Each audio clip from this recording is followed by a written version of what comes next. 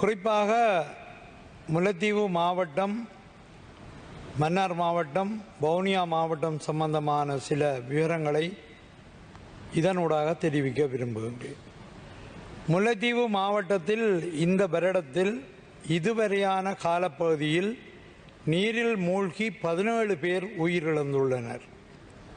கடந்த 2025/6 அதாவது நேற்று முன்தினம் முல்லைத்தீவு குமளமுனை பகுதியில் கோவில் தீர்த்தக்கேணியில் மூழ்கி 2 பாடசாலை மாணவிகள் உயிரிழந்துள்ளனர்.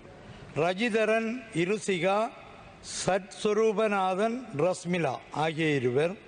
இது தவிர சிலாவத்தை தாமரை குளத்தில் பூப்பறிக்க சென்ற ராஜசேகர் நிலாந்தன், சிவநேசன் பிரணவன் இந்த 4 பேரும் நீரில் மூழ்கி உயிரிழந்துள்ளனர். இவர்களில் 3 பாடசாலை மாணவர்கள். ஒரே நாளில் இந்த 4 பேரும் நீரில் மூழ்கி இறந்துள்ளமை முல்லைத்தீவு மாவட்டத்தில் பெரும் சோகமயமாக உள்ளது. இந்த மாணவர்களுக்கு நீச்சல் தெரியாது. இப்படியாக பல மாணவர்கள் உள்ளனர்.